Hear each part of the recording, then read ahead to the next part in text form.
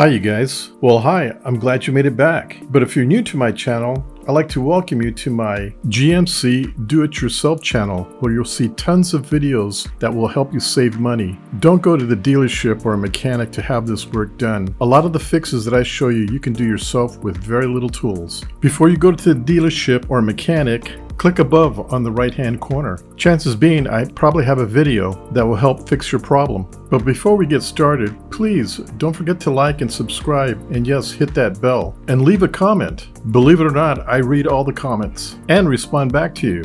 Glad you can make it back. Okay, this is a video that's going to show you where your AC compressor fuse is at. So this is going to be a quick, real easy video.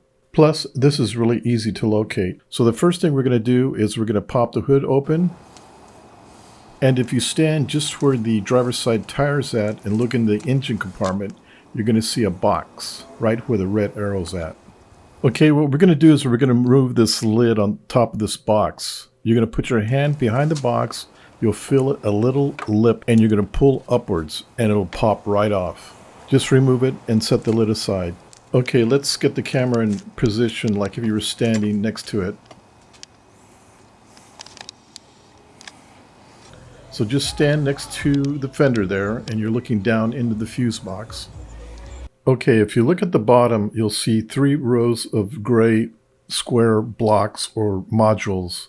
Right above that, you'll see 2 gray modules. Now, if you look on the right of that module, where the red arrow's at, to the right of that module, you'll see 2 fuses. The one on the top where the red arrow's at, that's your AC compressor fuse.